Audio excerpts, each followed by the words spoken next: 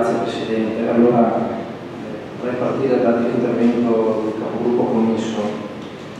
Capita spesso in questo Consiglio Comunale che sento sparare nomi a caso dal capogruppo commisso e questa sera si è verificato nuovamente. Allora, parliamo del ricorso fatto a Carveneto nella questione comune di Cavoli, municipali del SRL, dove, se non erro, ma mi corregga se sbaglio, ho sentito parlare di spese legali per euro 400.000, posso assicurare complessivamente l'anticipo, perché comunque siamo molto lontani in ogni caso, perché se l'anticipo era di 200 euro più IVA e in realtà le spese legali non ammontano a quelle cifre, quindi faccio più un'istanza di accesso agli atti che sarà data copia per verificare gli importi, ma siamo molto lontani. Altra questione imprecisa che è riferito è proprio quella relativa al credito, perché è vero che quel acconto è stato erogato dall'allora amministratore unico della Camera del Patrimonio alla municipale del conto, sostanzialmente stiamo parlando dell'esecuzione di un contratto, poi possiamo discutere se il contratto era fatto bene o fatto male, questa in disparte questa questione, però l'amministratore unico ha erogato quella cifra perché era prevista il contratto in sede di inizio lavori.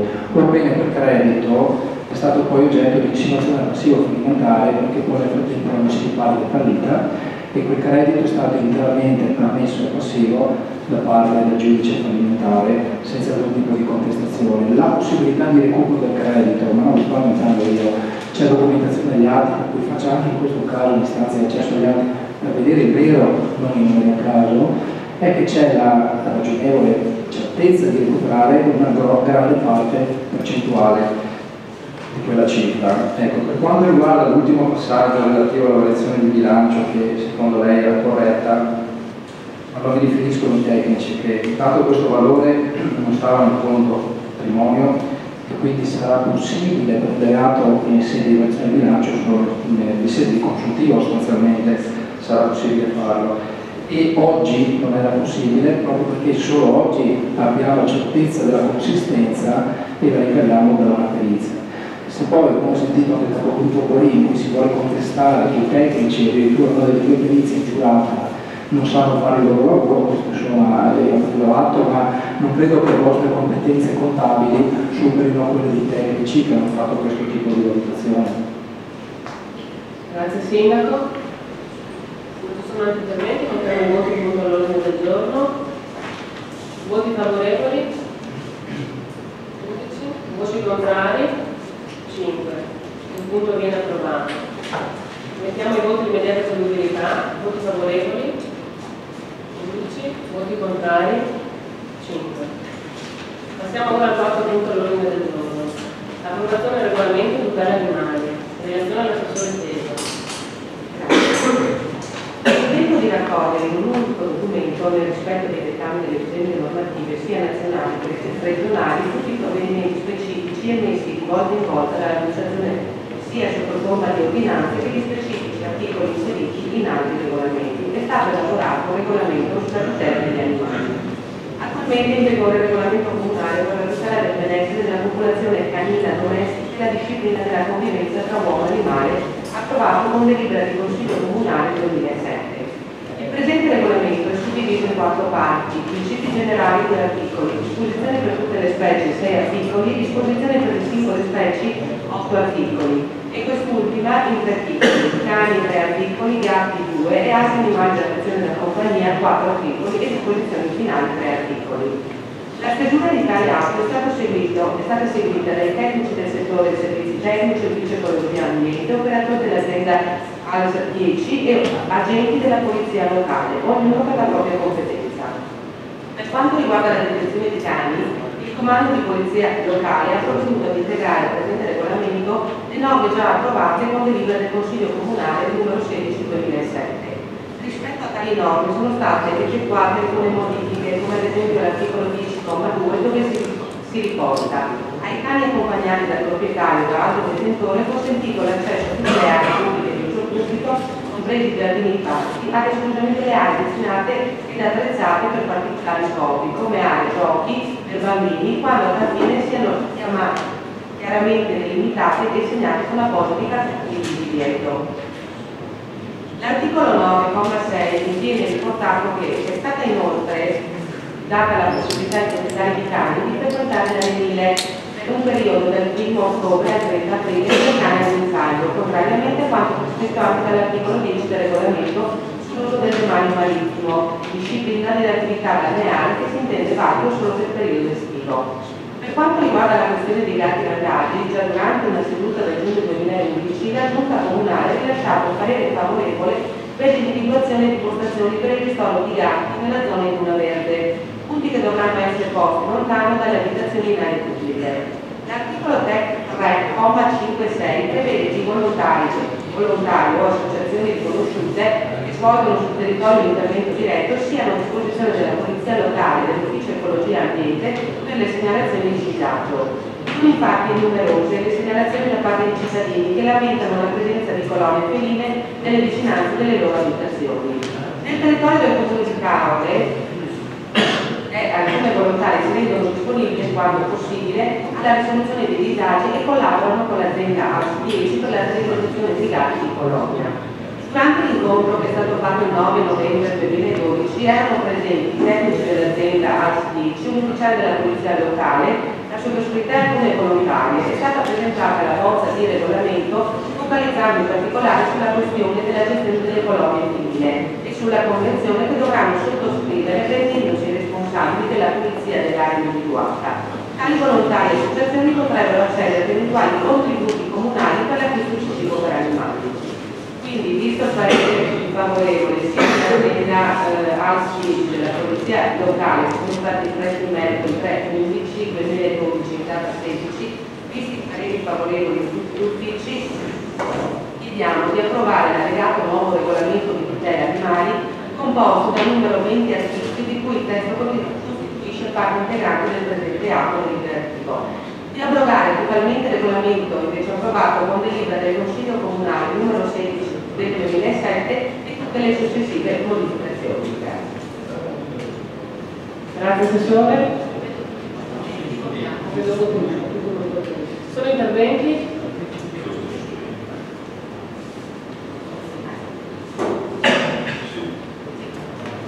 Commisso, prego.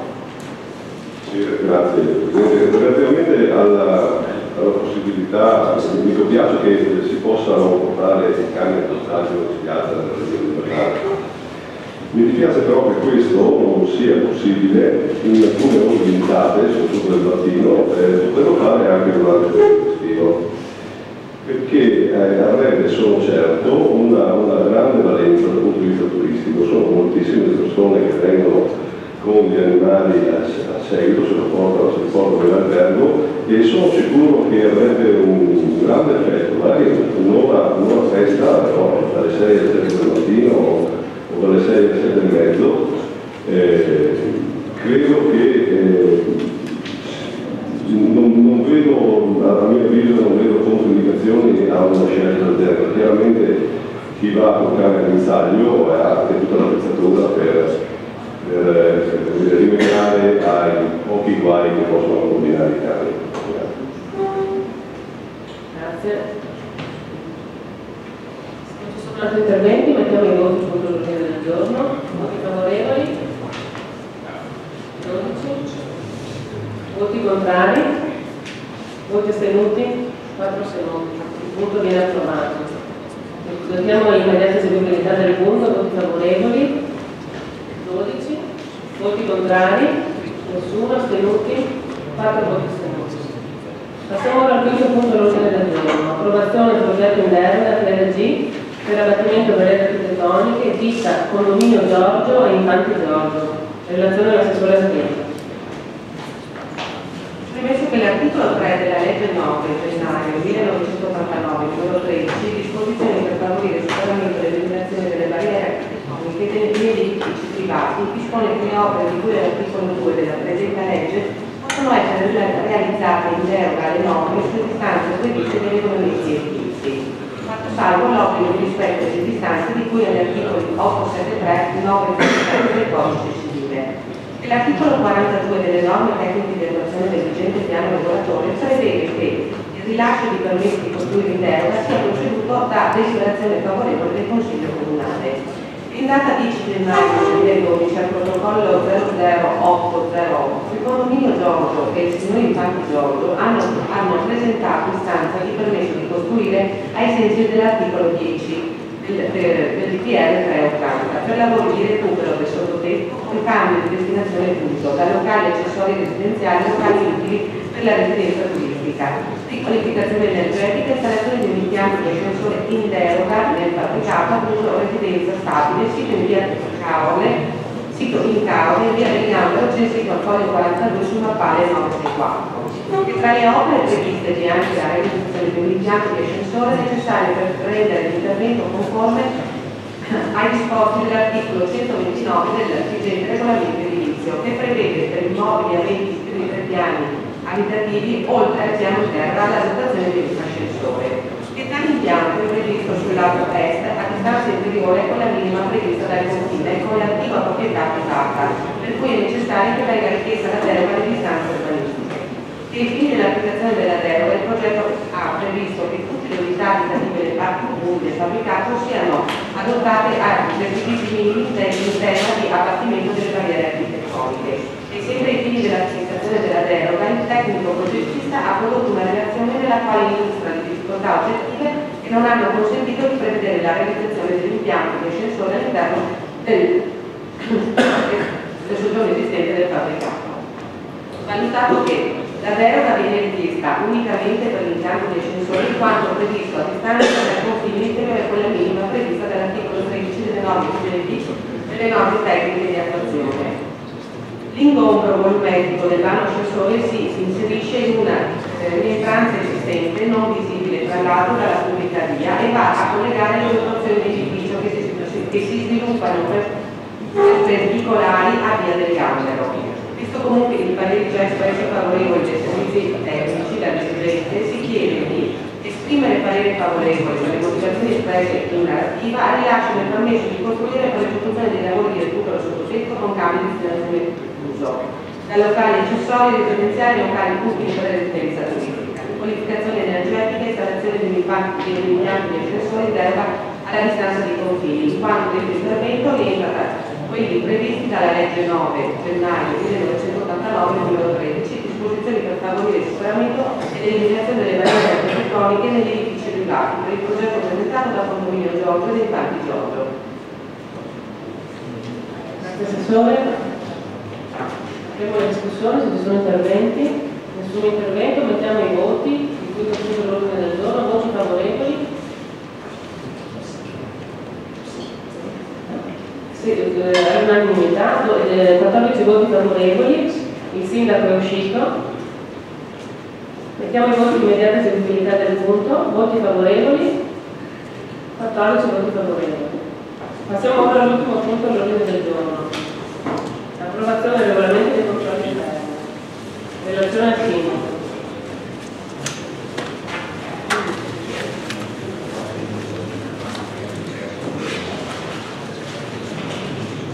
Grazie Presidente. L'articolo 3, comma 1 del decreto legge 174 del 10 ottobre 2012, convertito nella legge 213 del 7 dicembre 2012, ha apportato delle modifiche al decreto legislativo 267 del 2000, introducendo in aggiunta all'articolo 147 tipologia di controlli interni e articoli 147 bis, 147 ter, 147 quater, 147 quinquies, quale rafforzamento dei controlli in materia di enti locali. L'articolo 3,2 del citato decreto legge 164 del 2012 stabilisce che gli strumenti e le modalità di controllo interno di cui al comma 1 lettera D sono definiti con il regolamento adottato dal Consiglio e resi operativi dagli enti locali che previsi dalla data di entrata in vigore del presente decreto, dando un'indicazione perfetta alla sezione regionale di controllo della Corte dei Conti. Ricorso infruttuosamente in termini di precedenti perfetti in enti che non hanno potuto la testa errori nel termine di 60 giorni. Decorso unicamente in termini di cui precedenti, il prefetto inizia la procedura per lo scioglimento del Consiglio ai sensi dell'articolo 141 delle leggi sull'ordinamento degli enti locali, di cui al decreto legislativo 18 agosto 2000 numero 267 e successive modificazioni. Visti il decreto legislativo 286 del 18 agosto 1999 che disciplina tutti i controlli interni delle pubbliche amministrazioni, lo statuto comunale che istituisce all'interno dello stesso il controllo di gestione e di via dei regolamenti a disciplinare lo stesso, Capitolo 12 del vigente regolamento di contabilità comunale, in cui vengono dettati in linea generale le finalità e conti degli strumenti di processo di controllo e gestione. Il vigente regolamento di organizzazione degli uffici e dei servizi approvato con deliberazione della Giunta Comunale numero 259 del 17 dicembre 2011, che disciplina le competenze dei responsabili dei servizi e segretario comunale dell'organismo di valutazione, ciascuno per la propria parte, è ritenuto pertanto necessario procedere all'approvazione del nuovo regolamento che disciplina i controlli interni dell'ente al fine di adeguarne le disposizioni a quanto previsto dal decreto legislativo 267 del 18 agosto 2000, modificato dalle disposizioni contenute dal decreto legge 174 del 10 ottobre 2012, convertita nella legge 213 del 7 dicembre 2012, visto lo schema di regolamento che disciplina i controlli interni dell'ente luogo predisposto, si chiede al Consiglio Comunale di deliberare di approvare l'allegato regolamento dei controlli interni istituito ai sensi degli articoli 147, 147 bis, 147 3, 147 4, 147 quinquies del decreto legislativo 267 del 2000, che costituisce parte integrante e sostanziale della presente deliberazione. Il tale atto del regolamento entra in vigore con l'esecutività della presente deliberazione che lo approva, e dalla data di entrata in vigore del presente regolamento le eventuali disposizioni regolamentari in contrasto con lo stesso sono abrogate, di trasmettere il presente provvedimento al prefetto e alla sezione regionale della Corte dei Conti, come previsto dall'articolo 3,2 del decreto legge 164 del 10 ottobre 2012, convertito nella legge numero 213 del 7 dicembre 2012. Grazie Sindaco. Ci sono interventi? Capogruppo Borin, prego.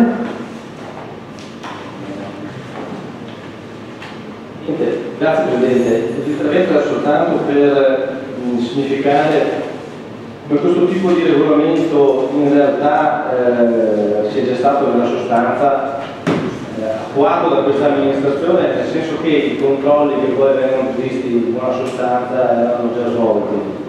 Quello che però merita in questa sede osservare è come il controllo che prevede il decreto legge 174 del 2012, successivo in realtà non sposta il problema, che è quello di evitare che il controllato sia controllore di se stesso. Forse, e questo è il problema, era meglio quando una volta c'era il COECO, quindi il Comitato Regionale di Controllo, che effettivamente svolgeva una funzione di approfondimento e di verifica degli atti amministrativi. Questo però purtroppo sappiamo non è competenza dell'amministrazione comunale reintrodurlo, ma auspichiamo che il tipo di controllo, di autocontrollo, se così possiamo definirlo, sia svolto nel migliore dei modi. Certo è quindi che questo tipo di soluzione non ci convince appieno e quindi non possiamo dare un voto pienamente favorevole ma neanche contrario. Formulare un'importante astensione. Grazie Capogruppo Borin. Se non ci sono altri interventi mettiamo i voti. Voti favorevoli? 11. Voti contrari? Nessuno. Voti astenuti? 5. Il punto dell'ordine del giorno viene approvato. Lascio ora la parola al Capogruppo Tonò per delle comunicazioni. Sì. Volevo chiedere al segretario comunale e al Presidente di poter mettere all'ordine del giorno quell'auspicato messaggio ai nostri marò che sono pervenuti in India. Quindi un parere favorevole da parte dei capigruppo di poterlo iscriverlo e il Presidente del Consiglio di apertura a questo ordine. Se non ci sono contrarietà, il gruppo che rappresenta quindi la lista civica Borin è senz'altro d'accordo, tiene che l'ordine del giorno, come ha detto anche il capogruppo Tonò, deve essere letto dal Presidente del Consiglio, dimostrazione del fatto che trattasi di un ordine del giorno espressione della volontà concorde di tutti i gruppi consigliari.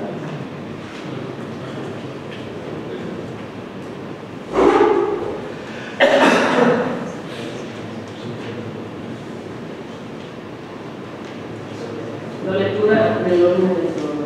Il Consiglio Comunale di Caule esprime la propria solidarietà ai marò alla Torre Girone attualmente trattenuti dalla giustizia dello Stato indiano per fatti avvenuti in acque internazionali fuori dalla propria competenza e giurisdizione. Si augura che possano trascorrere le vacanze natalizie presso le loro famiglie in Italia e che il diritto internazionale possa farsi carico della soluzione del loro contenzioso legale. La città di Caole, per la vocazione marinara che la contraddistingue, è vicina con il cuore ai nostri marinai e si augura di poterli salutare anche presto in patria, liberi dalle accuse a loro dedicate.